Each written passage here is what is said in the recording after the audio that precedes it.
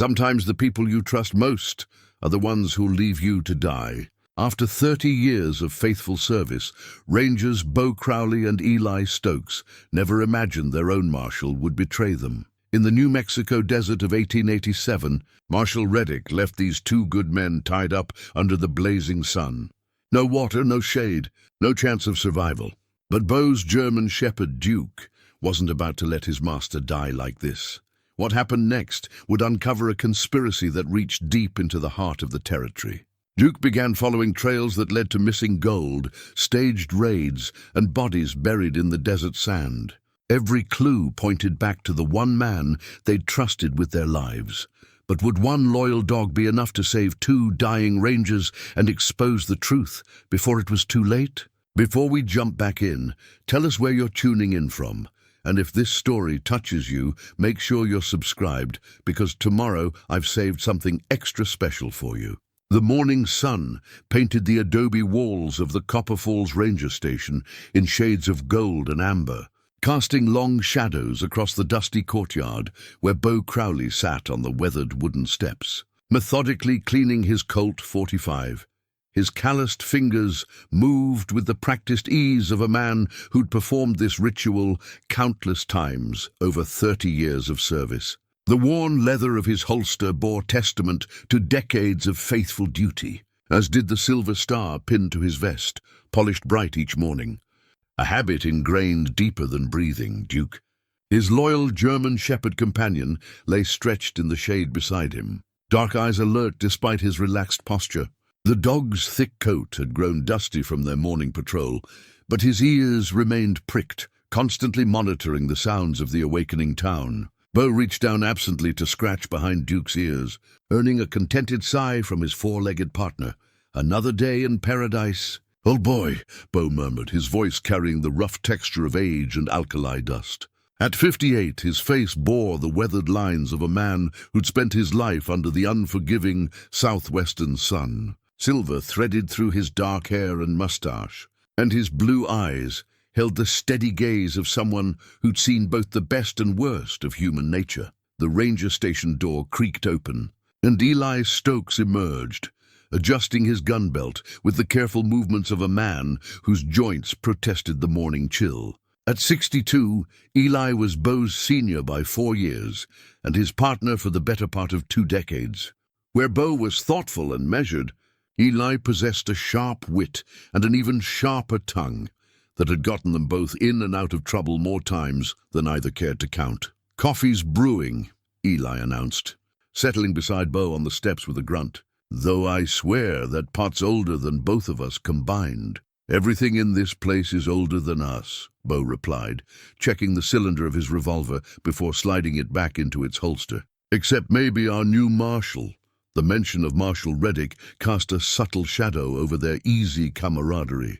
Thomas Reddick had arrived in Copper Falls 6 months earlier, transferred from some administrative position back east with orders to modernize law enforcement in the territory.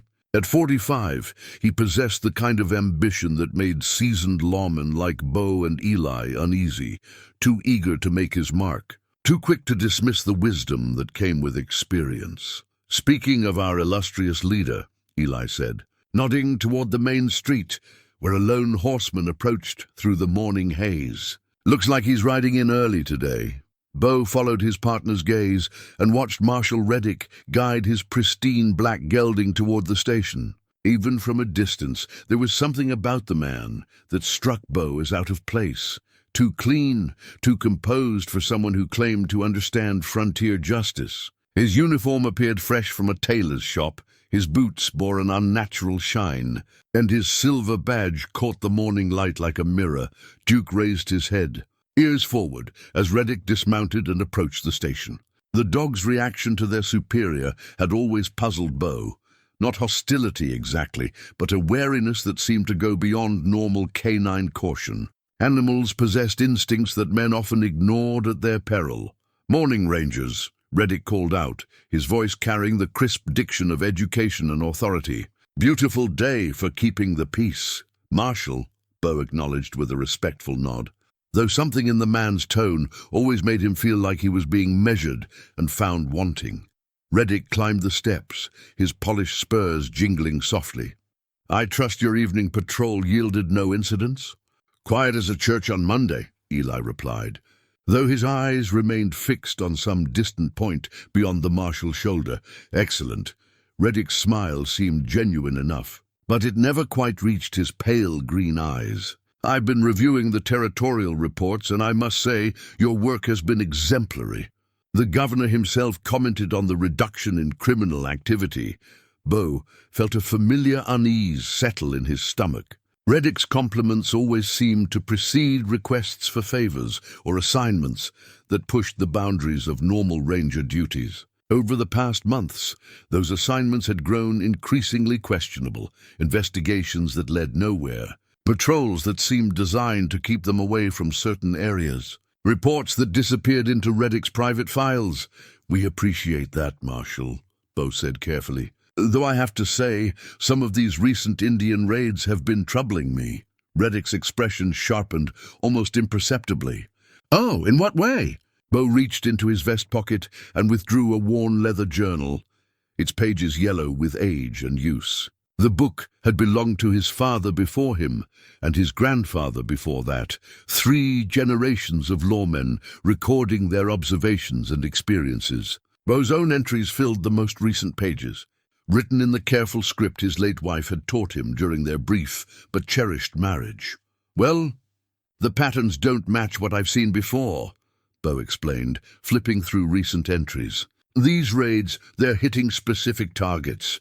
Mining equipment, survey camps, certain homesteads. But they're leaving livestock alone, not taking captives for ransom or trade.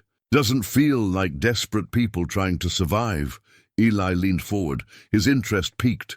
"Bo's right. I've been thinking the same thing. My daddy fought Apaches for 20 years, and he always said they were practical fighters.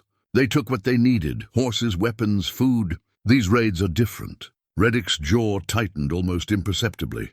"Gentlemen, I appreciate your experience, but we must be careful not to romanticize our adversaries. Desperation makes men and Indians do unpredictable things. The territorial government is under considerable pressure to resolve these incidents quickly and decisively." "I understand that," Bo said, his voice remaining respectful but firm.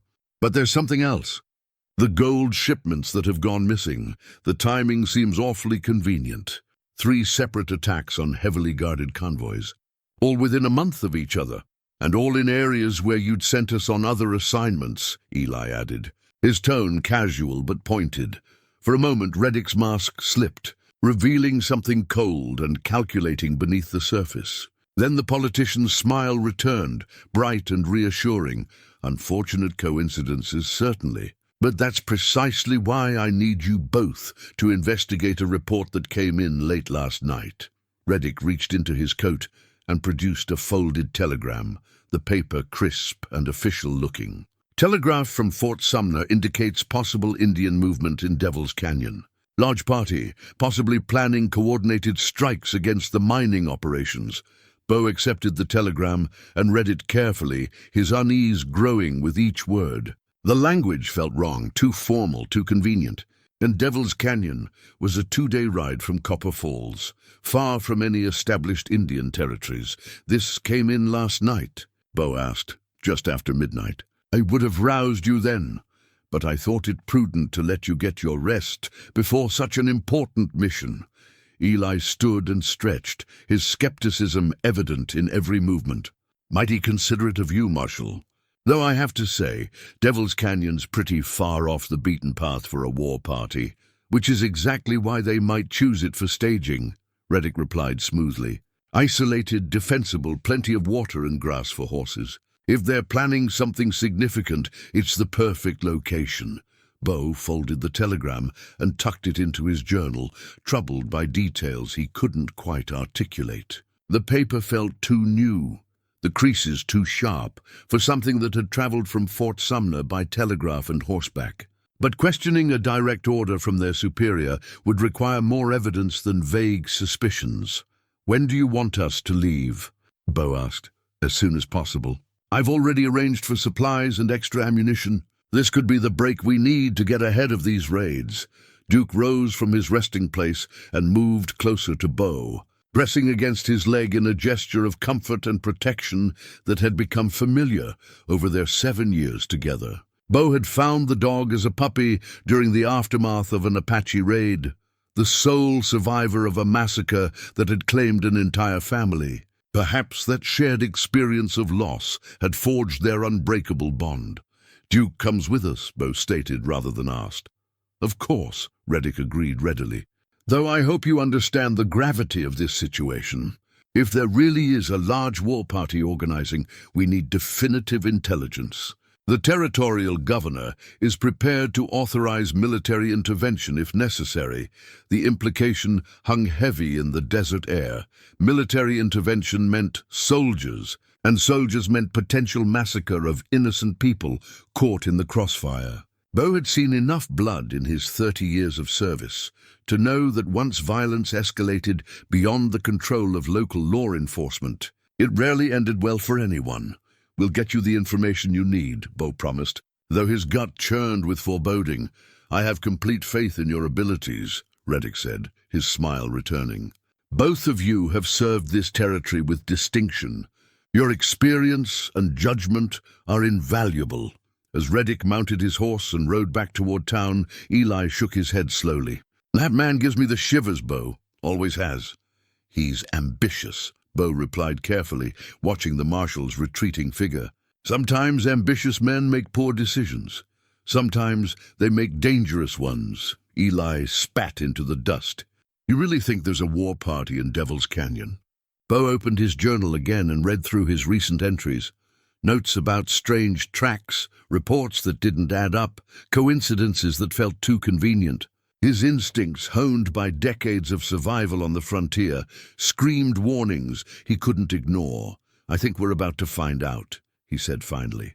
"But Eli, we go in careful." "Real careful," Duke barked once, as if agreeing with the sentiment, and for a moment Bo wondered if his faithful companion sensed the same danger that had his own nerves on edge. The morning sun climbed higher, burning away the last traces of coolness from the air and promising another scorching day in the unforgiving landscape they called home. Neither man could have imagined it might be their last morning as free men, or that their trust in the badge of authority would soon become the instrument of their destruction. The ride to Devil's Canyon took them through some of the most desolate country in the territory, a landscape of red rock and scrub brush that stretched endlessly under a sky so blue it seemed to mock the harshness of the earth below. Bo and Eli had ridden this path before, chasing rustlers and tracking bandits through terrain that could kill a man in a dozen different ways. But something felt different this time, a wrongness that settled in their bones like the ache before a storm. Duke trotted alongside Bo's horse, his endurance remarkable for an animal that had already lived longer than most dogs in this unforgiving country. Every few minutes, the German shepherd would pause to test the wind, his black nose working to sort through the complex tapestry of scents that painted the desert air. Bo had learned to read his companion's body language as clearly as words on a page, and what he saw now troubled him: tension, wariness, the kind of alertness that preceded violence. They reached the mouth of Devil's Canyon just as the sun cleared the eastern ridge, casting long shadows across the rocky floor. The canyon walls rose like cathedral spires on either side, their red sandstone faces carved into fantastic shapes by countless centuries of wind and water. It was a place of harsh beauty and hidden dangers, where flash floods could turn the dry wash into a raging torrent in minutes, and where sound carried in unpredictable ways. "There," Eli said quietly, pointing toward a cluster of boulders near the canyon's center. "Smoke." Bo squinted against the morning glare and saw the thin tendril of grey smoke rising from behind the rocks. Too little for a war party, too much for a single traveler's breakfast fire. His hand moved instinctively to his sidearm as Duke's hackles began to rise. "Could be our Indians," Bo said, though he didn't believe it for a second. "Could be," Eli agreed, but his tone carried the same skepticism that churned in Bo's gut. They guided their horses deeper into the canyon, following the ancient trail that, had been worn smooth by generations of travelers, some peaceful, others decidedly not. The walls seemed to close in around them, and Bo felt the familiar prickle of unease that came with being watched. He'd felt it before, in hostile territory, but never on what should have been a routine patrol. The sound of their horses' hooves echoed off the canyon walls, announcing their approach to anyone within a mile. If there truly were Indians here, they would have posted sentries. They would have seen 2 rangers coming long before Bo and Eli spotted that campfire smoke. "Bo," Eli said quietly, his voice tight with sudden understanding. "This feels wrong." Before Bo could respond, 4 men emerged from concealment behind the boulders, their weapons already drawn and trained on the approaching rangers. But these weren't Indians. They were white men in dusty clothes, their faces hard with the kind of cruelty that came from a lifetime of violence. And standing in their center, his silver badge glinting in the morning sun, was Marshal Reddick. "Well, well," Reddick called out, his voice carrying a tone Bo had never heard before. Cold, mocking, stripped of all pretense. "Right on time, gentlemen."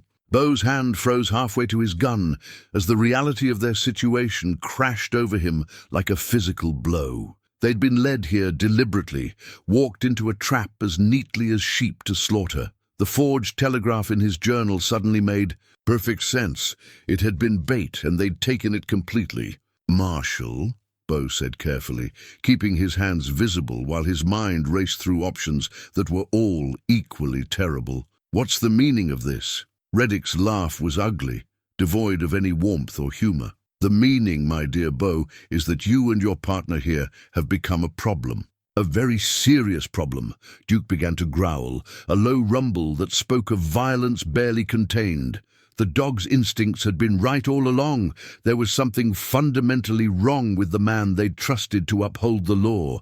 "Easy, Duke," Bo murmured, though he wasn't sure if he was warning his dog or trying to calm his own racing heart.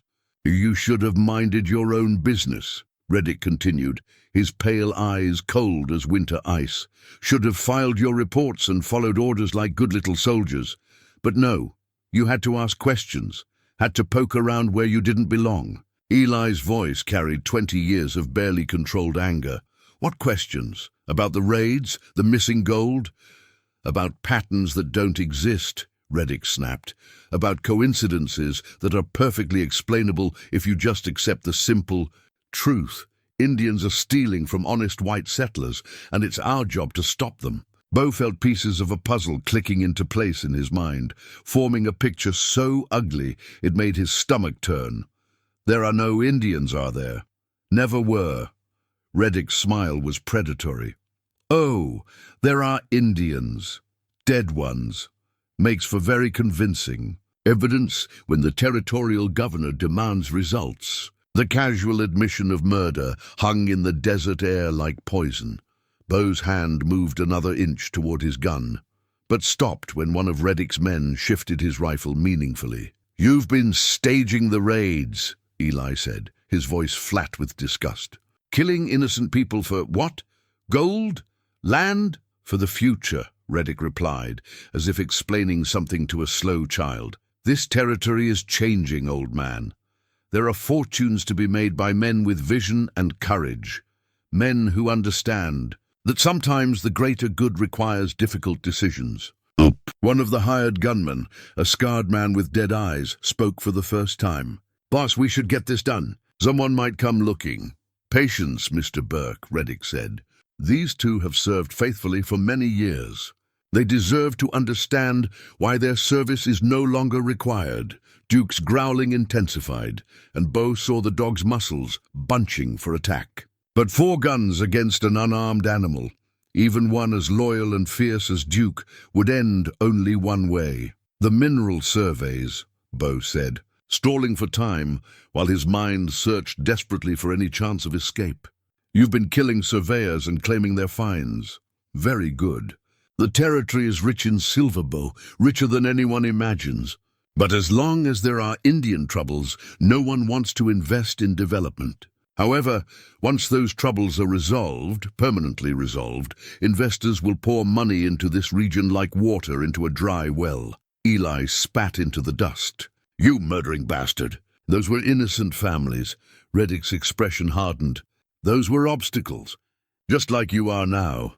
The Marshal gestured to his men, who moved with practiced efficiency. 2 of them dismounted and approached with coils of rope, while the other 2 kept their weapons trained on the Rangers. Bo measured the distance to cover, calculated the odds of reaching safety, and found them non-existent. "Your guns," Burke ordered. "Slow and easy." Bo and Eli had no choice but to comply, placing their weapons on the ground with the careful movements of men who understood that one wrong gesture would mean instant death. Duke pressed against Bo's legs, still growling, still ready to fight despite the hopeless odds. "Now dismount," Reddick commanded. "Hands behind your backs." The rough hemp rope bit into their wrists as the gunmen bound them with practiced skill. Bo's mind kept working, kept searching for some way out of this nightmare, but the canyon walls might as well have been prison bars. "What about the dog?" Burke asked, eyeing Duke with obvious distaste. "Leave him," Reddick said dismissively. "He'll die with his master." But Duke had other ideas. As one of the gunmen reached for him, the German shepherd exploded into motion. Not attacking, but running, racing toward the canyon mouth with the speed of desperation. Shots rang out behind him, bullets whining off the rock walls, but Duke vanished around a bend in the trail like a ghost. "Forget the damn dog," Reddick snarled. "He'll die in the desert anyway." The gunmen dragged Bo and Eli to a pair of wooden stakes driven deep into the sandy floor of the canyon. Stakes that had obviously been prepared in advance. Just like everything else about this elaborate trap, they bound the Rangers to the post with additional rope, their arms stretched painfully behind them, the harsh fibers cutting into their wrists and ankles. "You'll never get away with this," Eli said through gritted teeth. "People will ask questions." Reddick mounted his horse and looked down at them with mock sympathy. "Oh, but we will. You see, tomorrow morning I'll discover your bodies, along with evidence of the Indian attack that killed you. Very tragic, very convincing, and it will justify the military action I've been advocating to clean out the remaining hostiles." Bo tested his bonds and found them expertly tied. The stakes were solid, driven deep into hardpan that would take hours to dig out even with proper tools. And the sun was already climbing toward its merciless zenith. "Your journal will be particularly helpful," Reddick continued, patting his coat where he'd placed Bo's confiscated notes. "All those careful observations about Indian activity. Perfect evidence of the growing threat." The Marshal turned his horse toward the canyon mouth, his hired killers falling in behind him. "Goodbye, gentlemen. Thank you for your years of service." The sound of hoofbeats faded into the distance, leaving Bo and Eli alone in the growing heat, with no water, no shade, and no hope of rescue. The sun climbed higher, its rays already beginning to burn through their shirts and sear their exposed skin. "Well," Eli said after a long moment, "this is a hell of a way to end a career." Bo tested his bonds again, feeling the rope slice deeper into his wrists. "It's not over yet, partner. Duke got away. One dog against all that?" Eli shook his head. "I admire your optimism, but—" "Duke's smart," Bo interrupted. "Smarter than most people give him credit for. If anyone can get us out of this, it's him." The German shepherd was somewhere out there in the vast desert, running toward a town that might not believe a dog's desperate message. But Bo held on to that slim hope like a lifeline, because without it, they would surely die in this god-forsaken canyon, victims of the very badge they'd trusted to represent justice. Duke ran like his life depended on it, because it did, along with the lives of the 2 men who meant everything to him. His paws pounded against the rocky trail, each step driving him further from the canyon where his master lay dying in the merciless sun. The German shepherd's thick coat was already darkening with sweat, and his tongue lolled from his mouth as he fought to maintain his desperate pace across the unforgiving terrain. Behind him, the sound of gunshots had faded to memory, but the scent of fear and betrayal still filled his sensitive nostrils. Duke had always possessed an uncanny ability to read human intentions, and everything about the pale-eyed man had screamed danger from their first meeting. Now his instincts had been proven tragically correct. Miles behind, bound to wooden stakes in Devil's Canyon, Bo and Eli felt the sun's assault beginning in earnest. The morning coolness evaporated like dew on hot stone, replaced by heat that seemed to press down on them with physical weight. Bo's shirt was already beginning to stick to his back, and he could feel sweat beading on his forehead despite the early hour. "How long you figure we have?" Eli asked, his voice steady despite their circumstances. 3 decades of partnership had taught both men to face danger with calm calculation rather than panic. Bo squinted up at the sun, using skills learned from Apache guides and Mexican vaqueros over his long career. "In this heat, without water, maybe 6 hours before we start losing our minds. 12 before we're past saving," Eli finished. "Well, that gives Duke time to make it to town and back, assuming anyone believes a dog." Bo tested his bonds again, feeling the rope cut deeper into his already raw wrists. The stakes had been driven deep into caliche hardpan that would require picks and shovels to excavate. Whoever had prepared this death trap had planned it with meticulous care. "Tell me about Duke," Eli said, recognizing the need to keep their minds occupied as the heat began to build. "I know you found him during that Apache raid, but you never told me the whole story." Bo's weathered face softened at the memory, even as sweat began to trickle down his temples. "It was 7 years ago up near Socorro. Family named Peterson had a homestead in a box canyon. Husband, wife, 3 kids, and a dog that had just had puppies. The canyon walls seemed to lean in around them, trapping the heat like an oven. Bo could already feel his lips beginning to crack, and the taste of alkali dust coated his mouth like chalk. "Apaches hit them at dawn," Bo continued, his voice growing rough. "By the time we got there, it was all over. House burned, family dead, even the mother dog. But we heard crying coming from under the porch steps." Eli managed a weak smile, despite their circumstances. "Duke, last puppy alive, maybe 8 weeks old, scared half to death, but still trying to protect what was left of his family." Bo's voice carried the weight of memory. "He bit me twice before I could get him out of there. The sun climbed higher, its rays beginning to feel like needles against their exposed skin. Bo could see heat shimmers rising from the canyon floor, distorting the air like water. Meanwhile, Duke pushed himself beyond normal endurance, driven by loyalty that transcended species. His paws were beginning to bleed from the sharp rocks, and his breath came in harsh pants, but he never slowed. The dog's remarkable intelligence had been evident from puppyhood. He seemed to understand not just commands, but intentions, reading human emotion with startling accuracy. "I named him Duke after my grandfather," Bo said, the talking helping to distract from the growing discomfort. "The old man was the most loyal person I ever knew. Fought in the war, came home to find his farm burned and his wife dead from cholera. Could have given up, could have turned bitter. Instead, he rebuilt everything and helped his neighbors do the same." The rope around Bo's wrists had begun to slice through skin, leaving dark stains on the hemp fibers. But the pain was nothing compared to the growing burn of dehydration that was already making itself known. "Sounds like Duke inherited more than just a name," Eli observed. Duke reached the first landmark he recognized, a distinctive red rock formation that marked the halfway point to Copper Falls. His sides heaved with exhaustion, but he pressed on, driven by an urgency that every fiber of his being understood. His master was dying, and time was running out. Back in the canyon, the temperature continued its relentless climb. Bo's shirt was now soaked with sweat, and he could feel the first stirrings of heat sickness, a queasy weakness that would only get worse as the day progressed. "You remember Sarah Mitchell?" Bo asked suddenly, surprising both himself and his partner with the question.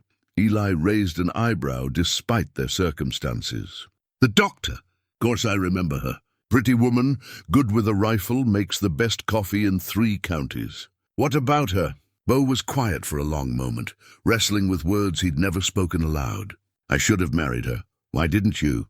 "Because I'm a damn fool," Beau's voice carried 20 years of regret. "After Mary died, I convinced myself that no man had the right to that kind of happiness twice in one lifetime. Sarah waited longer than any woman should have to. The admission hung in the superheated air like a confession. Eli understood. They all had regrets, choices that seemed logical at the time, but looked like cowardice in retrospect. Duke was now well into the final stretch toward town, his incredible endurance finally beginning to flag. But the sight of familiar landmarks, the old windmill, the creek bed where he and Beau often stopped to rest, gave him renewed strength. His collar tags jingled with each stride, the metal worn smooth by years of faithful service. Those tags bore essential information. Duke, property of Ranger Beau Crowley, Copper Falls Station. Anyone who found him would know immediately where he belonged and who needed help. "If we get out of this," Eli said slowly, "you're going to march right over to Sarah's clinic and tell her how you feel." Beau managed a laugh, despite everything. "And what makes you think we're getting out of this?" "Because that dog of yours has more sense than both of us combined. And because I've been your partner too long to believe you'd let Reddick win this easily." The sun was now directly overhead, turning the canyon into a furnace. Both men could feel their strength beginning to ebb as dehydration took hold. Their lips were cracking, their vision beginning to blur at the edges, and the rope burns on their wrists had become sources of constant agony. But Duke was almost home. The German shepherd crested the final rise before Copper Falls, just as the church bell tolled noon. His tongue hung nearly to the ground, his paws left bloody prints on the dusty trail, and his eyes were glazed with exhaustion. But he'd made it. The town spread out below him, adobe buildings baking in the desert sun, the main street busy with the midday traffic of merchants and travelers. Somewhere in that cluster of humanity was help. If only he could make them understand. Duke gathered the last of his strength and began the final sprint toward town, toward Sarah Mitchell's clinic, where his master's friend would surely understand the desperation in his eyes. Behind him, miles away in Devil's Canyon, two good men fought against time and the merciless heat, their only hope resting on four legs and a heart too loyal to give up. The race against death had begun in earnest. Duke burst into Copper Falls like a messenger from hell itself, his massive frame trembling with exhaustion and desperation. His usually pristine coat was matted with dust and sweat, his paws left bloody smears on the wooden boardwalk, and his eyes held a wildness that stopped conversations mid-sentence as he raced down Main Street. Sarah Mitchell was tending to old Pete Hannigan's gout when the commotion outside her clinic drew her attention. Through the window, she saw people gathering in the street, pointing and murmuring about the German shepherd that had appeared like an apparition from the desert. But when she stepped onto her porch and saw Duke's condition, her medical training immediately took over. "Dear Lord," she breathed, recognizing Beau's faithful companion despite his bedraggled state. The dog was clearly in distress, not just physical exhaustion, but something deeper, more urgent. In 7 years of knowing Duke, she'd never seen him separated from Beau's side, never seen him in town without his master. Duke spotted her and made a beeline for the clinic. His remaining strength focused on reaching the one person in town who might understand. He collapsed at her feet, sides heaving, his dark eyes fixed on hers with desperate intelligence. "Easy, boy," Sarah murmured, kneeling beside him despite her long skirts. Her experienced hands ran over his body, checking for injuries, while her mind raced through possibilities. "Where's Beau?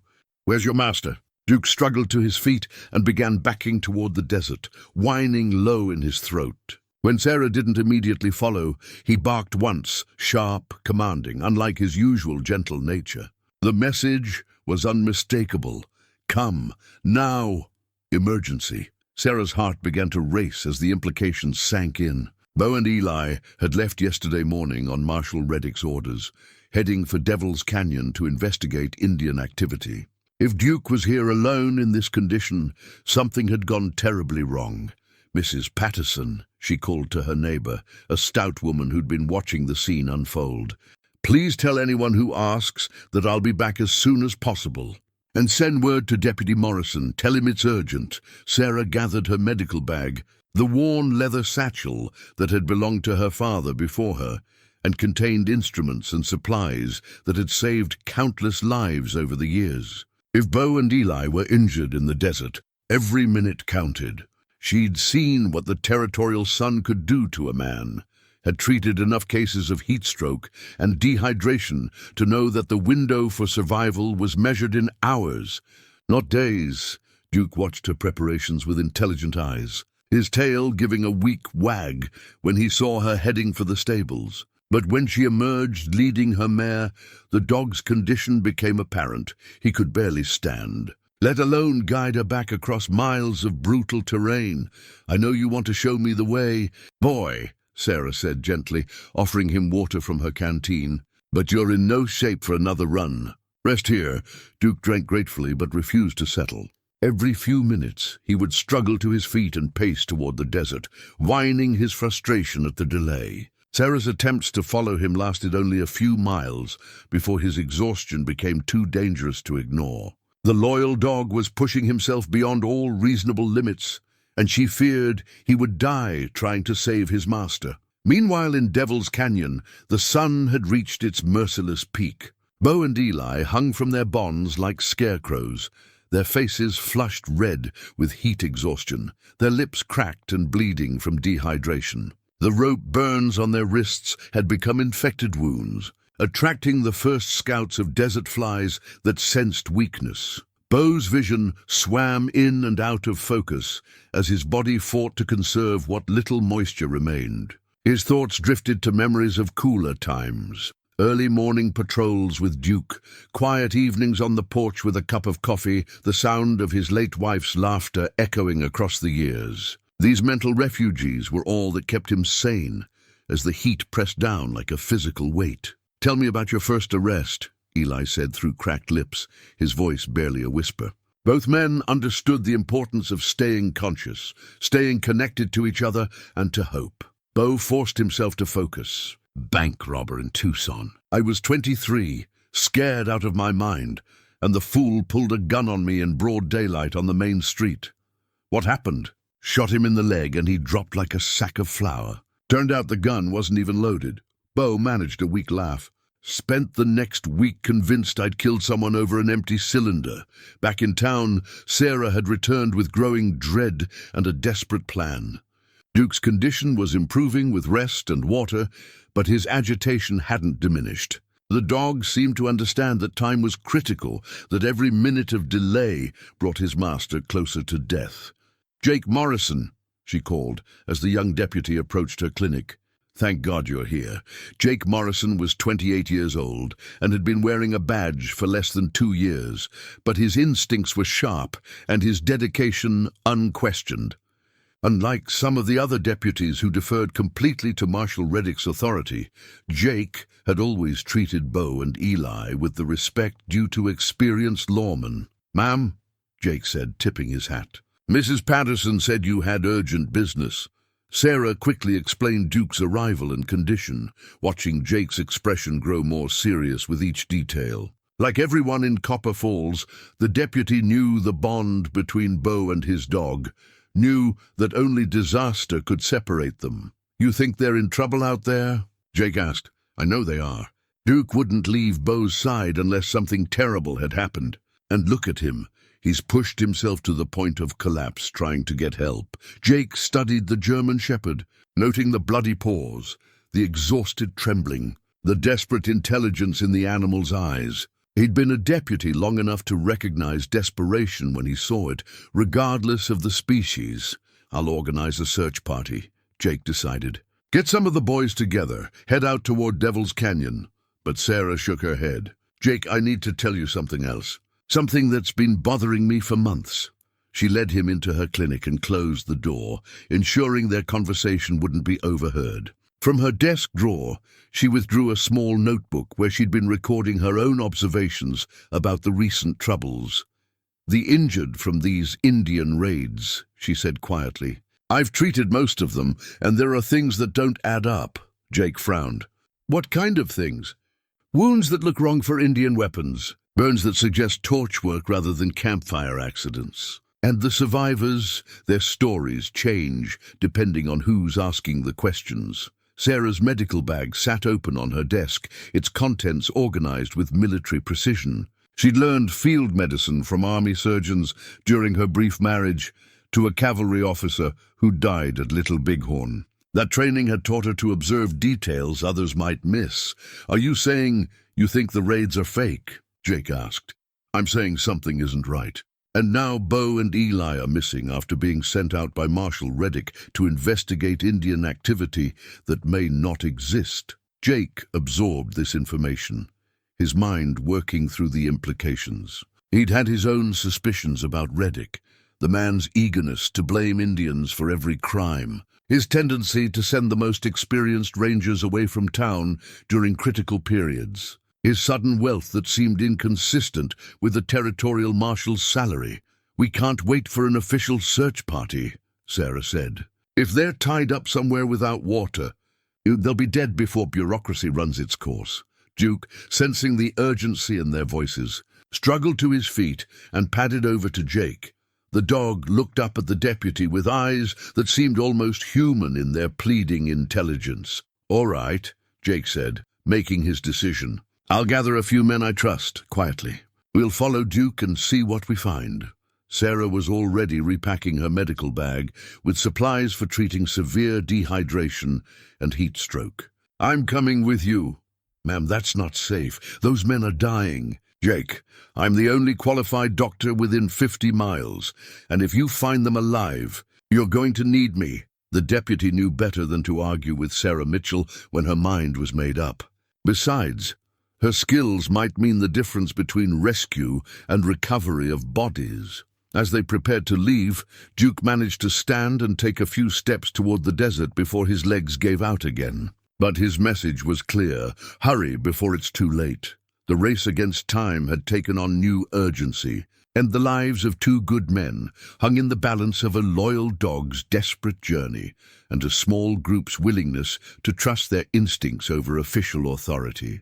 The search party that Jake hastily assembled consisted of only 4 people: himself, Sarah, old Tom Wheeler, who knew the desert better than any man alive, and surprisingly Duke, who had rallied enough strength to serve as their guide. They rode hard across the punishing landscape, following the German shepherd's determined lead as he retraced his desperate journey from earlier that morning. Duke moved with grim purpose despite his exhaustion, his nose constantly testing the wind for familiar scents. Every few hundred yards, he would pause and look back at the riders, ensuring they were still following, his dark eyes reflecting an intelligence that went far beyond normal canine awareness. "That dog's something special," Tom Wheeler observed, mopping sweat from his weathered forehead. At 65, Tom had seen everything the frontier could offer. But Duke's loyalty and determination impressed even his cynical old heart. "Bo always said Duke was more human than most humans," Sarah replied, her eyes never leaving the German shepherd's form as he pressed forward through the heat shimmer. Meanwhile, back in Devil's Canyon, Bo and Eli had entered the dangerous phase of heat exhaustion, where the mind begins to play tricks. Bo's thoughts drifted between past and present, memories mixing with hallucinations in a way that made it difficult to distinguish reality from fever dreams. "Mary," he whispered, seeing his late wife's face in the dancing heat waves. She looked as beautiful as the day they'd married, her dark hair catching sunlight that wasn't there, her gentle smile offering comfort he couldn't reach. Eli's condition was even worse. At 62, his body was less able to cope with the brutal dehydration, and his breathing had become shallow and rapid. The infected rope burns on his wrists had begun to suppurate, attracting more flies and adding the threat of blood poisoning to their growing list of mortal dangers. "Bo," Eli managed, his voice barely audible. "If we don't make it, we're making it," Bo interrupted with more conviction than he felt. "Duke got away. He'll bring help." But privately, Bo was beginning to doubt whether help could arrive in time. His lips were so cracked they bled when he spoke. His tongue felt like leather in his mouth. and the familiar landscape around him kept shifting and changing in ways that defied logic. Miles away, Jake Morrison's small rescue party had found the first concrete evidence that Bo and Eli had passed this way. Horse tracks in a sandy wash, still visible despite the morning wind. But they'd also found something else that made Jake's blood run cold. "Look at this," he called, dismounting to examine the ground more carefully. "At least 6 horses came through here, maybe more. And these tracks," he pointed to a distinctive horseshoe print. "That's Marshal Reddick's gelding." Sarah felt her worst fears crystallizing into terrifying certainty. He was supposed to be in town this morning, handling territorial correspondence. Tom Wheeler, whose lifetime of tracking experience made him nearly as reliable as a bloodhound, knelt beside the tracks and studied them with professional interest. "These horses didn't just meet up by chance," he announced. "They were waiting here. Set up an ambush, looks like." Duke whined urgently and paced toward the canyon mouth, his body language screaming that time was running out. The dog's desperation was palpable. He seemed to understand that his master was dying while they stood here examining evidence. "How far to Devil's Canyon?" Sarah asked. "Another hour at least," Tom replied. "Maybe more if we're careful about not being seen." Jake made the command decision. "We push hard. If Reddick is involved in this, then Bo and Eli are in more danger than we thought."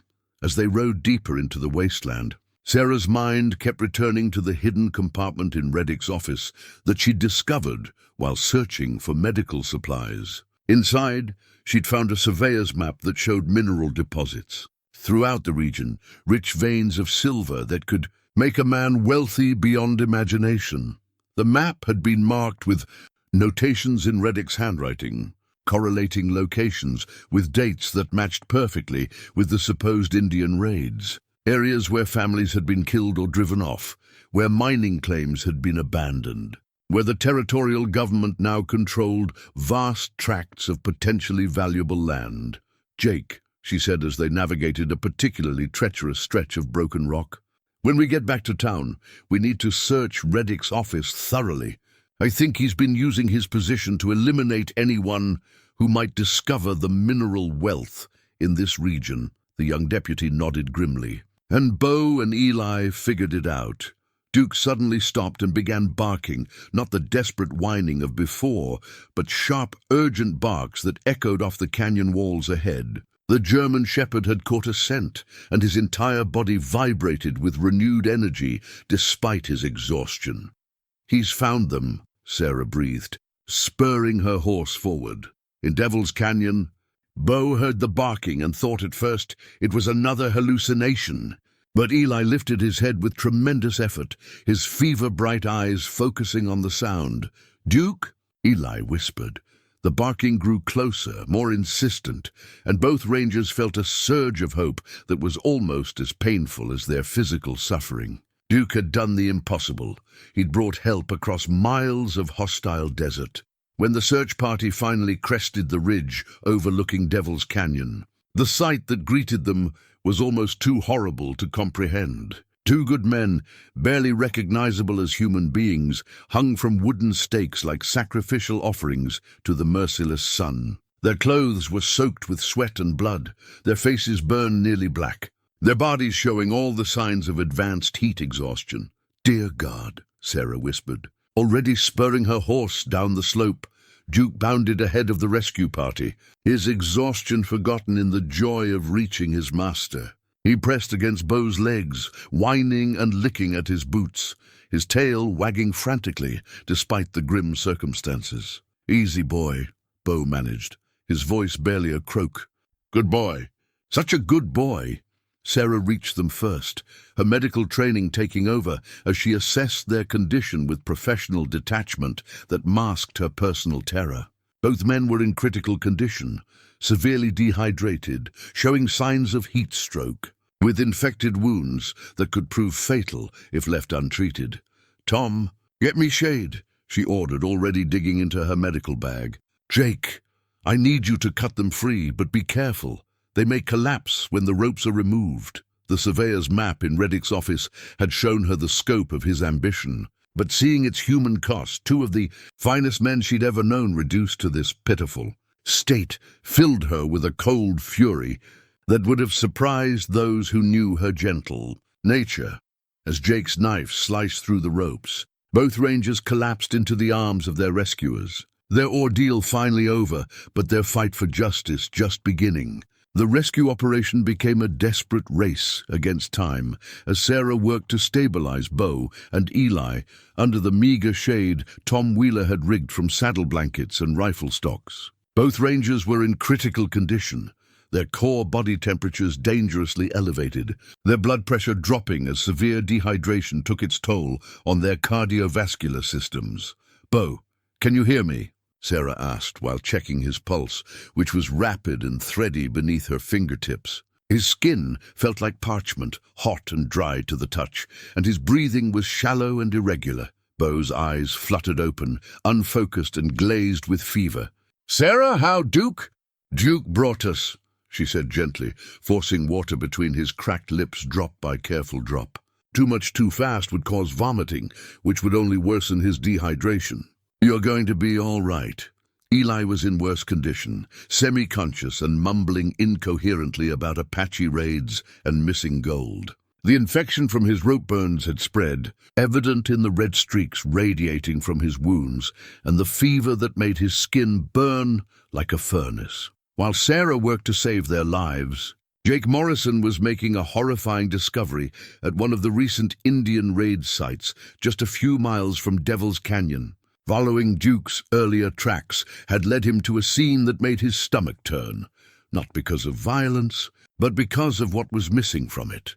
The burned homestead showed all the signs of an Indian attack that Reddick had described in his reports. But Jake's careful examination revealed details that told a different story. The horseshoe prints around the property were all shod. Indians rarely used horseshoes on their mounts. The fire patterns were wrong too, showing evidence of kerosene acceleration rather than the scattered burning typical of a raid. Most damning of all, Jake found a dying man hidden in the root cellar, not a homesteader, but a rough-looking desperado with bullet wounds that were clearly inflicted by white men's weapons. The man's clothes were stained with blood and his breathing was labored, but he was conscious enough to speak. "Please," the wounded outlaw whispered when he saw Jake's badge. "Water." Jake knelt beside the man, offering water from his canteen while his mind raced through the implications. "What happened here? Who shot you?" The dying man's eyes held the desperate honesty of someone facing final judgment. "Marshal Reddick paid us to dress like Indians, raid the homesteads." He coughed, blood flecking his lips. "But when the job was done, he decided we knew too much." Jake felt pieces of a massive conspiracy falling into place. "How many of you were there?" 6, maybe 7. Reddick's been hiring guns from across the territory, having us stage raids to clear out the land. The outlaw's voice was growing weaker. "Found something in the ground." "Silver," he said. "Worth killing for. Where are the others?" "Dead, all dead. Reddick, don't leave witnesses." The man's hand gripped Jake's sleeve with surprising strength. "He's got that letter. The one from the territorial surveyor who found the deposits. Proves everything." With his last breath, the outlaw managed to point toward a loose floorboard in the burned cabin's foundation. "Evidence," he whispered. "Hidden there." Jake pried up the board and found a leather pouch containing documents that made his blood run cold. Inside was a confession letter written in the outlaw's own hand, detailing Reddick's entire operation, the fake raids, the murdered families, the systematic elimination of anyone who might discover the silver deposits. The letter revealed the scope of Reddick's ambition and ruthlessness. He'd been planning this for months, using his position as marshal to gather intelligence about mineral surveys and land claims. When the territorial surveyor had submitted his confidential report about rich silver veins in the region, Reddick had murdered him and stolen the documentation. But the most chilling revelation was yet to come. The letter described a mass grave hidden in a box canyon 20 miles north, the final resting place of more than 30 innocent people, including entire families who'd been killed to maintain the fiction of Indian raids.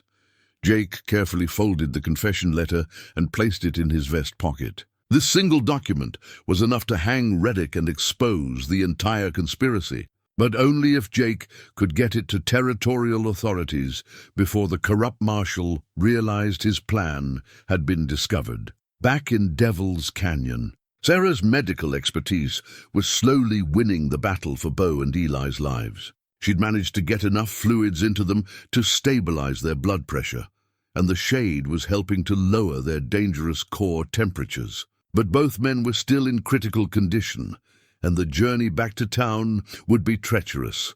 Duke never left Bo's side, pressing close to his master and offering what comfort a loyal dog could provide. The German shepherd's own condition was improving with rest and water, but his dark eyes remained watchful, as if sensing that danger still lurked despite the rescue.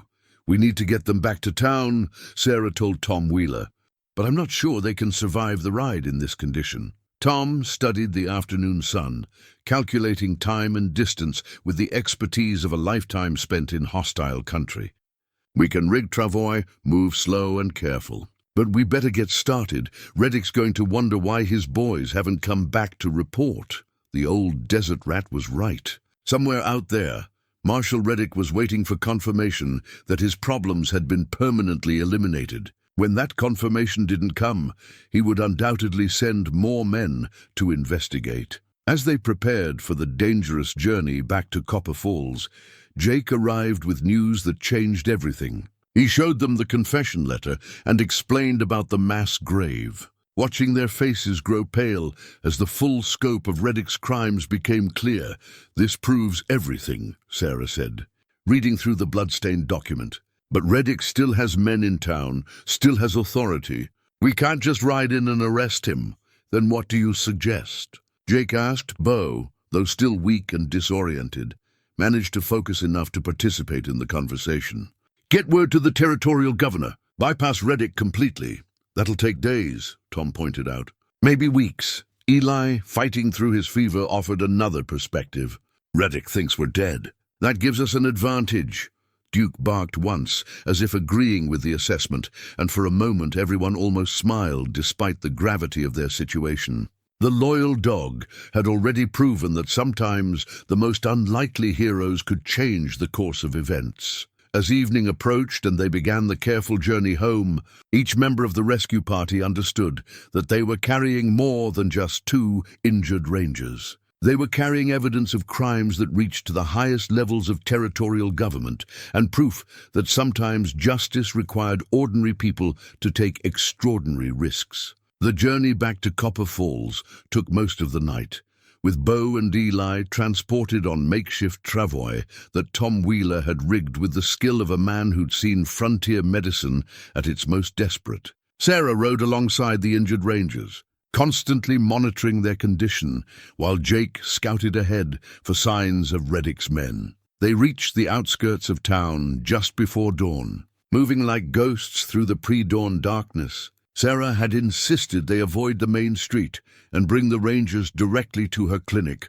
through the back alley, where they could treat their injuries without alerting anyone to their survival. Duke trotted alongside Bo's travois, his exhaustion evident, but his loyalty unwavering. The German shepherd seemed to understand the need for stealth, keeping his usual barks and whines to a minimum as they navigated the sleeping town. But their hopes for secrecy were shattered when they reached Sarah's clinic. Standing on her front porch, calm as a man attending church, was Marshal Reddick himself. His silver badge caught the first rays of dawn sunlight, and his smile held all the warmth of a rattlesnake's greeting. "Well, well," Reddick said pleasantly, his hand resting casually on his gun butt. "Looks like reports of your deaths were greatly exaggerated."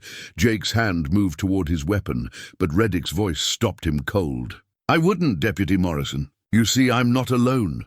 From the shadows around the clinic emerged 4 armed men, not the hired desperados from the canyon, but legitimate deputies wearing official badges. Jake recognized them all. Burke, Williams, Henderson, and young Tommy Santos, all men he'd worked alongside for months. "Boys," Jake said carefully, "you don't understand what's happening here." Burke, a scarred veteran with dead eyes, shook his head slowly. We understand plenty. Jake, understand you've been consorting with Indian sympathizers and interfering with official territorial business. Sarah felt her heart sink as she realized the depth of Reddick's corruption. These weren't hired killers. They were lawmen who'd been convinced that Bo and Eli were traitors, that the rescue party was harboring enemies of the territory.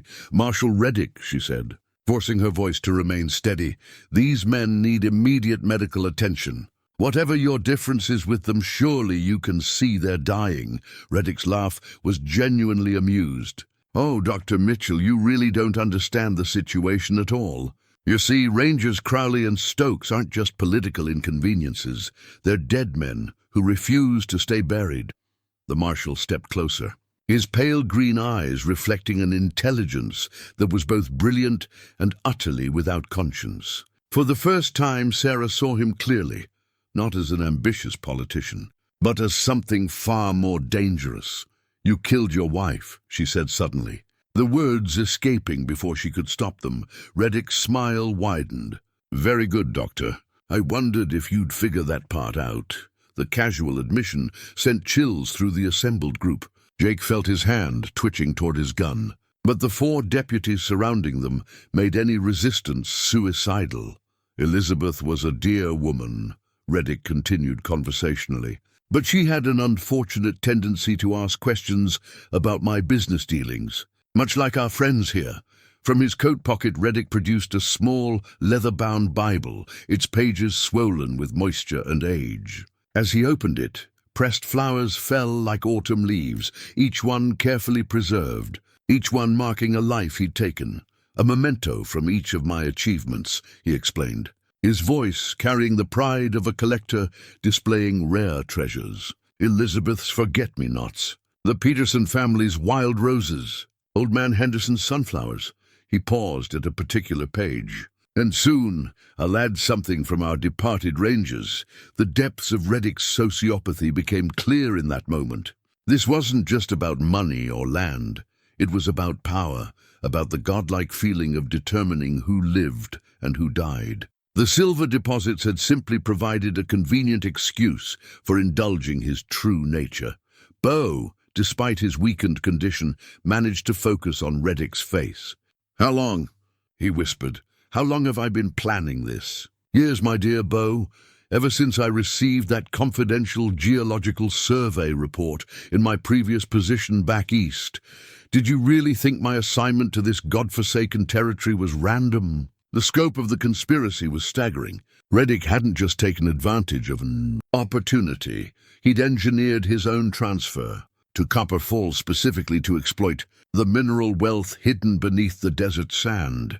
The territorial governor is in on it, Eli managed, his fevered mind grasping the implications. Governor Williams is a practical man, Reddick confirmed. He understands that progress sometimes requires difficult decisions. The deaths of a few dozen settlers is a small price to pay for the development of territorial resources. Duke, who had been lying quietly beside Beau's travois, suddenly raised his head and began growling.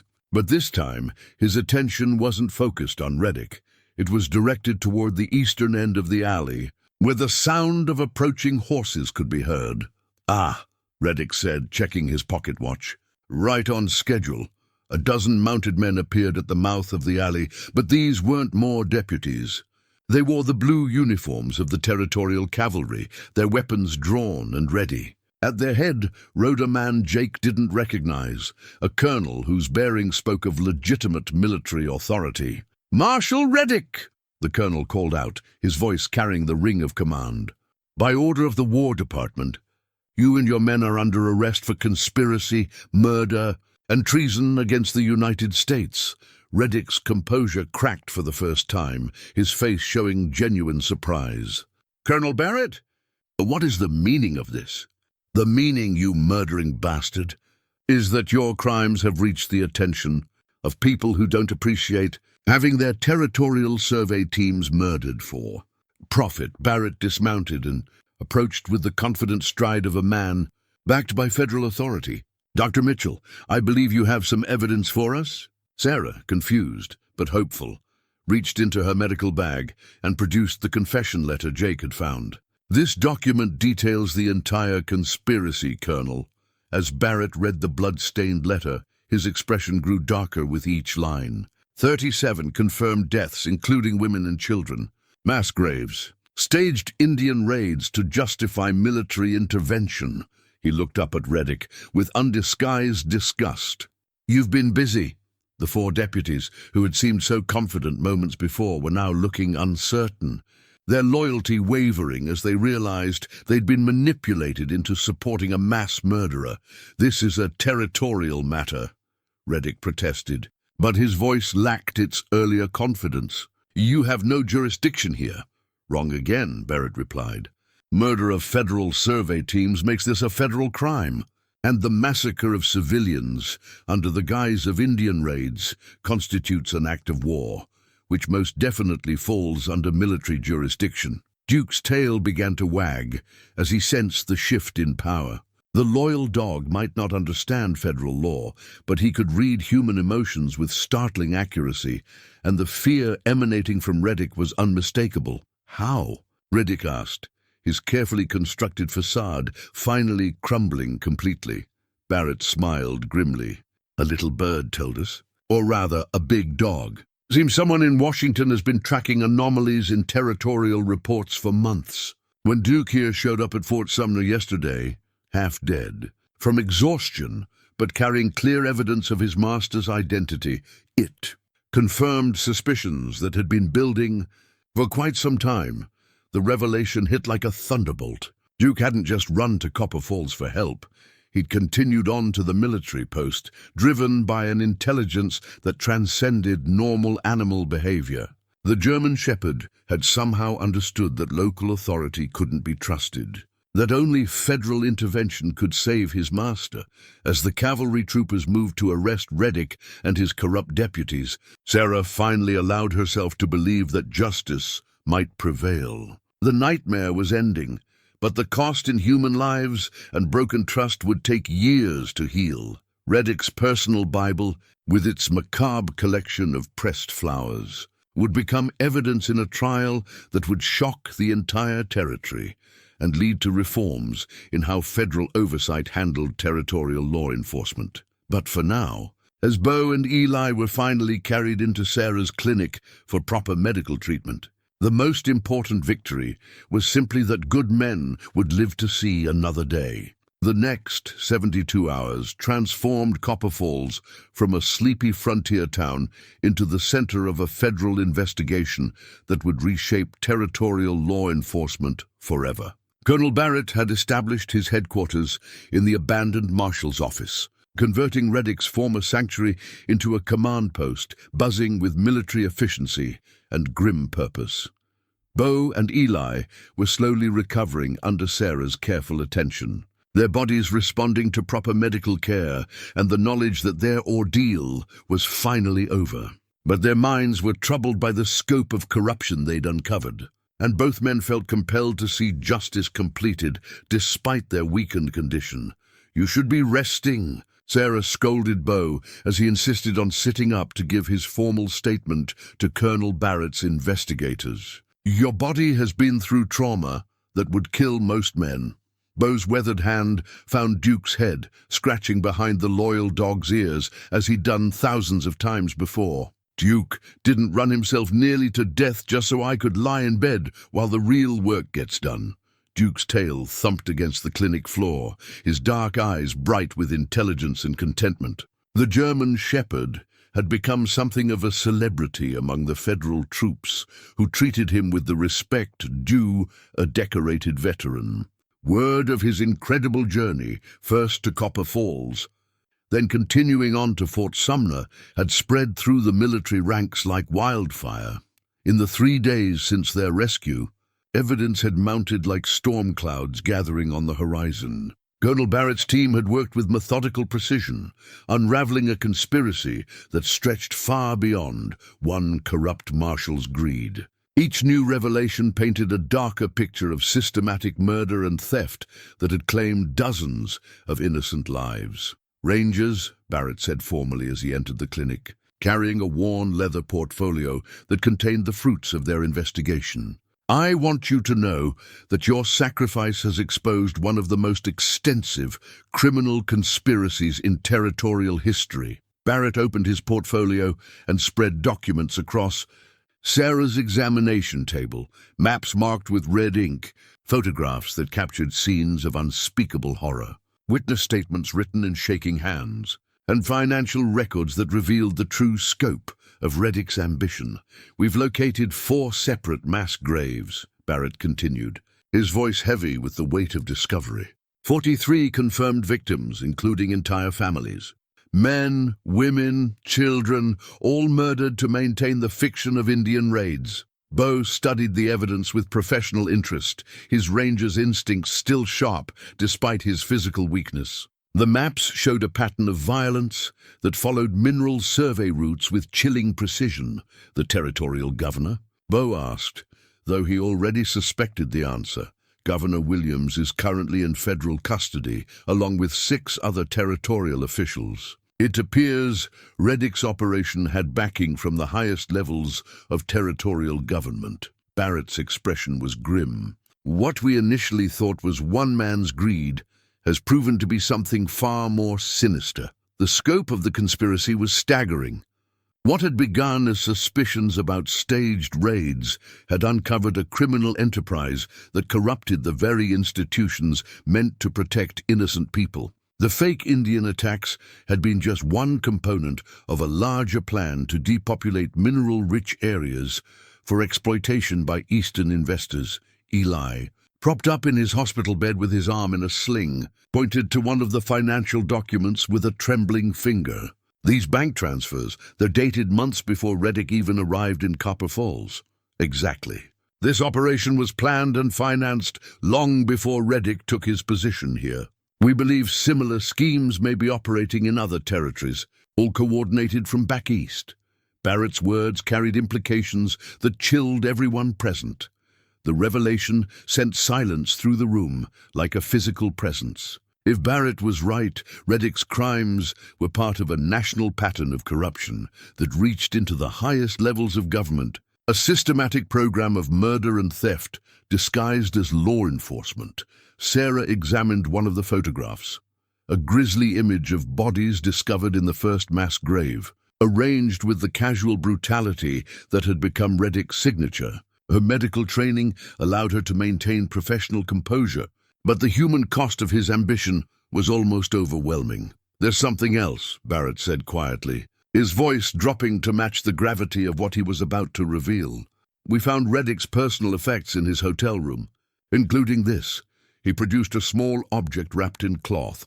When unwrapped, it revealed a silver ranger's star, old and tarnished with age and exposure to desert sun. Bo's father's badge, passed down through 3 generations of lawmen, the one he'd been wearing when Reddick's men captured him in Devil's Canyon. Bo's weathered hand trembled slightly as he accepted the star, feeling its familiar weight and the memories it carried. His father had worn this badge during the Indian Wars, his grandfather during the cattle drives that helped build the territory. It represented everything Reddick had tried to destroy: honor, justice, the protection of innocent people against those who would prey upon them. He was keeping it as a trophy, Barrett explained, his voice tight with disgust, along with personal items from other victims. Jewelry, photographs, children's toys, mementos of his kills. Duke sensed his master's emotional distress and pressed closer, offering the wordless comfort that had sustained Bo through his darkest hours. The bond between man and dog had become legendary among the federal troops, a symbol of loyalty in a world where such qualities seemed increasingly rare. Jake Morrison, who had been standing quietly near the window, finally spoke. "What happens now? To Reddick, to the others involved?" "Trials," Barrett said simply. "Federal court, federal judges, federal justice. Reddick and his conspirators will face charges that could result in hanging." But even as he spoke, Barrett's expression suggested complications that went beyond simple prosecution. Bo, reading the colonel's face with the skill of a man who'd spent 30 years dealing with difficult truths, pressed for details. What aren't you telling us, Colonel? Barrett hesitated, clearly struggling with information he wasn't certain he should share. Finally, he decided these men deserved complete honesty after everything they'd endured. Reddick is demanding a territorial trial. Claims federal courts don't have jurisdiction over local law enforcement matters. His lawyers are good, expensive, well-connected, the kind who know how to exploit legal technicalities. Barrett's frustration was evident, and there's a real chance he could avoid federal prosecution entirely. The possibility that Reddick might escape justice sent cold fury through everyone present. After everything they'd endured, everything they'd discovered, the thought of legal maneuvering protecting a mass murderer was almost unbearable. Then we make sure the evidence is so overwhelming that no court can ignore it, Sarah said firmly, her voice carrying the steel that had sustained her through years of frontier medicine. Federal or territorial, the truth is the truth. Barrett nodded approvingly. That's exactly what I was hoping you'd say. We need your testimony, all of you. But more than that, we need you to help us understand the full scope of his operation. Over the next several hours, the clinic became an impromptu war room, as Bo and Eli shared everything they'd observed over the past months. Their Rangers' journals provided crucial timeline evidence, documenting suspicious patterns that civilian investigators might have missed. Bo's leather-bound notebook, recovered from Reddick's effects, contained months of careful observations, notes about inconsistent tracks at raid sites, timing discrepancies that suggested coordination rather than random attacks, witness statements that changed depending on who was asking questions. This journal is invaluable, Barrett said, studying Bo's meticulous handwriting. It provides a contemporary record of your growing suspicions, proof that the patterns were visible to experienced lawmen. Duke contributed in his own way, leading search parties to locations where his incredible nose detected the scent of violence and death. The German shepherd's abilities had already led to the discovery of 2 additional burial sites, adding to the mountain of evidence against Reddick. But even as evidence mounted, new concerns emerged. There's something else we need to discuss, Barrett said, as evening approached. Reddick still has supporters in town, men who believed his version of events, who see him as a victim of federal overreach rather than a mass murderer. Jake nodded grimly. At least a dozen deputies across the territory, plus civilians who bought into his anti-Indian rhetoric. They think we're the criminals here, that we're protecting savages at the expense of white settlers. The political implications were staggering. Reddick had successfully convinced many people that his actions were necessary to protect civilization from barbarian attacks. Exposing the truth would require not just legal proceedings, but a complete re-education of public opinion. We'll need security for the trial, Barrett continued. And for all of you, Reddick's remaining allies might attempt to eliminate witnesses before they can testify. Bo looked down at his father's badge, thinking about the generations of lawmen who'd worn it with honor. The star had survived Indian wars, cattle rustlers, and border conflicts. But this might be its greatest test, standing against corruption that infected the very institutions it was meant to serve. Colonel, Bo said slowly, his voice carrying the weight of a lifetime's commitment to justice. I want to be there when you make the final arrests. I want to see justice done with my own eyes. Bo, you're in no condition for that kind of action, Sarah protested, her medical instincts overriding her understanding of his emotional needs. You nearly died out there in that canyon, but I didn't die. Duke made sure of that. Bo scratched his faithful companion's ears, feeling the dog's warmth against his leg. And now it's time to finish what we started. Barrett studied the aging ranger with professional assessment. Bo was still weak, still recovering from his ordeal, but there was steel in his eyes that spoke of unbreakable resolve, the kind of determination that had built the frontier and would see justice done, regardless of personal cost. There will be risks, Barrett warned. If Reddick's people realize how much evidence we have, they might try to destroy it, or eliminate the people who gathered it. Then we better move fast. Eli said from his hospital bed, his voice still rough, but his spirit undaunted. "How many more conspirators do you need to arrest?"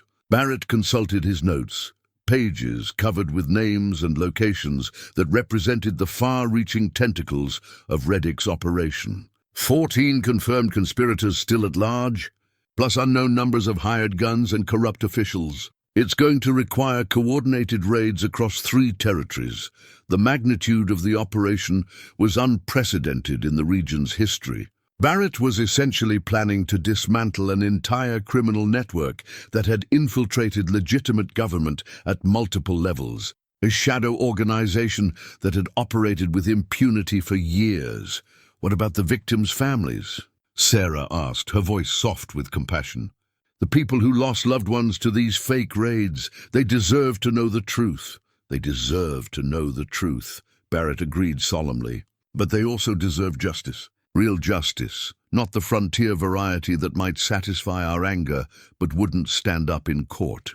As night fell over Copper Falls, the small group in Sarah's clinic understood that they were planning more than just arrests and trials. They were attempting to restore faith in institutions that had been corrupted from within, to prove that law and order could still triumph over greed and violence when good people refused to surrender. Duke settled beside Beau's chair, his watchful eyes reflecting the lamplight like amber jewels. The loyal dog had already done more than anyone could have asked, but somehow everyone knew his role in this fight wasn't finished. His intelligence and courage had brought them this far. Now human justice would have to complete what canine loyalty had begun. Outside, the desert wind carried whispers of approaching change, a reckoning that would determine whether justice truly existed on the frontier, or whether power and money would always triumph over honor and truth. The final confrontation was coming, and everything Beau had ever believed about duty, loyalty, and courage would be tested one last time. The final confrontation began at dawn on Main Street, with the territorial sun painting the adobe buildings in shades of gold and crimson. Beau stood beside Colonel Barrett, despite Sarah's protests, his father's silver star pinned once again to his vest where it belonged. Though still weak from his ordeal, the Ranger's resolve burned as bright as the morning light. Duke positioned himself at Beau's left side, his dark coat gleaming and his intelligent eyes alert for any sign of danger. The German shepherd had recovered his strength over the past week, but his loyalty remained absolute. Where Beau went, Duke would follow. Across the dusty street, Marshal Reddick emerged from the territorial courthouse, flanked by 6 armed men who still believed in his cause. Even in federal custody, he'd managed to gather supporters who saw him as a victim of government overreach, rather than the architect of mass murder. "This ends here." "Reddick," Barrett called out, his voice carrying the authority of federal law across the morning stillness. Reddick's pale green eyes found Beau's face across the intervening distance, and his smile held all the warmth of a winter grave. "Rangers," he said mockingly. "Still playing at being heroes, I see." The Marshal's confidence seemed unshaken, despite the overwhelming evidence against him. In his coat pocket, barely visible, was the outline of a smoking revolver, the actual weapon used to kill the territorial surveyor who'd first discovered the silver deposits. It was the one piece of physical evidence that could directly link him to murder, and he'd kept it close like a talisman. "You killed innocent families," Beau said, his voice steady despite the rage burning in his chest. "Children, Reddick." "You murdered children for money." "I cleared obstacles to progress," Reddick replied without a trace of remorse. "This territory will be worth millions once it's properly developed. A few dozen lives is a small price for such advancement." Jake Morrison stood to Barrett's right, his hand resting on his gun butt. The young deputy had grown older in the past week, aged by the knowledge of how deep corruption could run and how easily good men could be deceived. "The families in those mass graves might disagree," Jake said quietly. Reddick's supporters, mostly deputies from other districts who'd bought into his anti-Indian rhetoric, began to spread out along the street. They believed they were defending territorial rights against federal tyranny, unaware that they were protecting a sociopathic killer. "Stand down," Barrett ordered, his voice carrying military command. "You're interfering with a federal investigation." But one of Reddick's men, a scarred deputy named Burke, shook his head stubbornly. "This is territorial business, Colonel. You've got no jurisdiction here." Duke's hackles began to rise as he sensed the growing tension. The dog's instincts had been proven right so many times that Bo had learned to trust them completely. Violence was coming. The only question was who would survive it. "Burke," Bo said, recognizing the man from their previous encounters. "You know me. You know what kind of lawman I've been for 30 years. Do you really believe I'm the criminal here?" For a moment, uncertainty flickered in Burke's eyes. He'd served alongside Bo on several occasions, had seen the Rangers' commitment to justice and protection of innocent life. "I don't know what to believe anymore," Burke admitted. "All I know is that families been getting killed by Indians, and now the federal government wants to blame white lawmen for it. There were no Indians." "Burke!" Eli called out from his position near the saloon, his arm still in a sling, but his gun hand free. "Just hired killers, wearing war paint and carrying tomahawks to fool people like you." The admission hit Burke like a physical blow. For months, he'd been chasing shadows, investigating raids that had never happened the way they'd been reported. The pieces began falling into place in his mind, the strange evidence, the convenient timing. The way Reddick always seemed to know where to send them when trouble was brewing. "You're lying," Burke said. But his conviction was wavering. Reddick sensed his support crumbling and made his move. His hand darted toward the smoking gun in his coat pocket, the weapon that represented his power over life and death. But Duke was faster. The German shepherd launched himself across the 20 feet, separating him from Reddick with explosive power, his powerful jaws clamping down on the Marshal's gun hand before the weapon could clear leather. Man and dog crashed to the ground in a tangle of snarling fury and desperate violence. The smoking gun skittered across the dusty street, its steel barrel gleaming. In the morning sun, the final piece of evidence that would seal Reddick's fate and bring justice to the dozens of innocent people he'd murdered in his quest for wealth and power. Gunfire erupted along Main Street as Reddick's remaining supporters made their choice, but the outcome was no longer in doubt. The truth had finally been revealed, and justice would have its day. The gunfight on Main Street lasted less than 3 minutes, but those moments would be remembered in Copper Falls for generations. Duke's attack on Reddick had broken the spell of authority that had protected the corrupt Marshal, and his remaining supporters found themselves facing not just federal troops, but the aroused fury of townspeople who finally understood how thoroughly they'd been deceived. Burke threw down his weapon first, his hands raised in surrender as the magnitude of Reddick's crimes became clear in his mind. "I ain't dying for no mass murderer," he declared, stepping away from the other deputies who were still loyal to their fallen leader. Reddick fought desperately against Duke's grip on his arm, trying to reach the smoking gun that had fallen just beyond his fingertips. The weapon gleamed in the morning sun like an accusation, its steel surface still warm from recent firing. That revolver had ended the life of territorial surveyor James McKenna, whose only crime had been discovering silver deposits that Reddick wanted to claim for himself.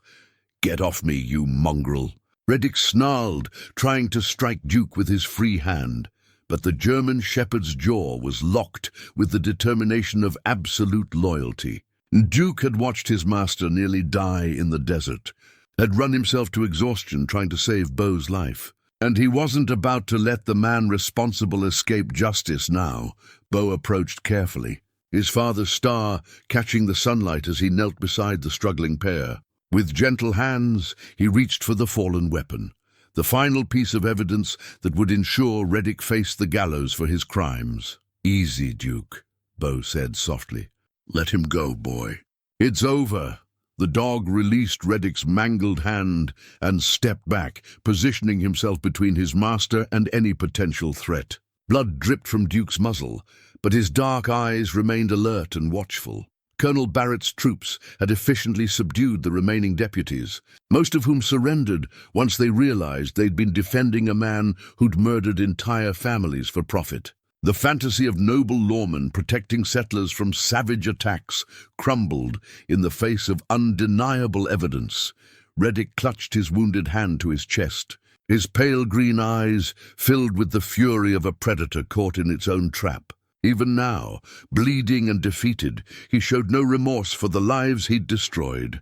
"You think this ends anything?" he spat, glaring at Bo with undiminished hatred. "There are others like me, other opportunities. The territory is changing, and men of vision will always find ways to profit from that change." Bo examined the smoking gun, noting the distinctive scratches on its barrel that would match the bullet extracted from McKenna's body. The weapon was more than evidence. It was a symbol of everything wrong with Reddick's twisted worldview. "Maybe," Bo said quietly, "but they won't profit from murdering innocents. Not in my territory." Sarah emerged from her clinic, drawn by the gunfire, her medical bag in hand to treat the wounded. But when she saw Reddick in federal custody and Duke standing proudly beside his master, her face broke into the first genuine smile she'd worn in weeks. "Is it over?" she asked. Barrett nodded grimly. "The shooting's over. Justice is just beginning." From his coat pocket, Barrett produced a small object wrapped in silk, a silver locket containing the photograph of Reddick's murdered wife. The Marshal had been carrying it like a trophy, along with pressed flowers from each of his victims, evidence of a mind so twisted that it treasured reminders of its own evil. "Elizabeth Reddick," Barrett said, opening the locket to reveal the face of a young woman whose only crime had been asking too many questions about her husband's business dealings. "She deserves justice too." The locket glinted in the morning sun, its silver surface reflecting light like tears. Inside, the photograph showed a woman of gentle beauty whose trust had been repaid with murder. She'd been Reddick's first victim, the beginning of a killing spree that had claimed dozens of innocent lives. Reddick's facade finally cracked completely when he saw the locket. For the first time since his arrest, genuine emotion crossed his features, not remorse, but rage at being exposed, at having his carefully constructed image stripped away. "She was weak," he said, his voice filled with contempt, "always asking questions, always doubting my judgment. I did what was necessary." The casual admission of murdering his own wife sent shudders through everyone present. Even hardened soldiers who'd seen the worst of frontier violence were appalled by Reddick's complete lack of humanity. Jake Morrison stepped forward, his young face aged by recent revelations, but his resolve stronger than ever. "Thomas Reddick, by the authority of the federal government and the territory of New Mexico, you're under arrest for conspiracy, murder, and crimes against the United States." As federal troops led Reddick away in chains, Duke's tail began to wag for the first time since their ordeal began. The loyal dog seemed to understand that his master was finally safe, that the long nightmare was over.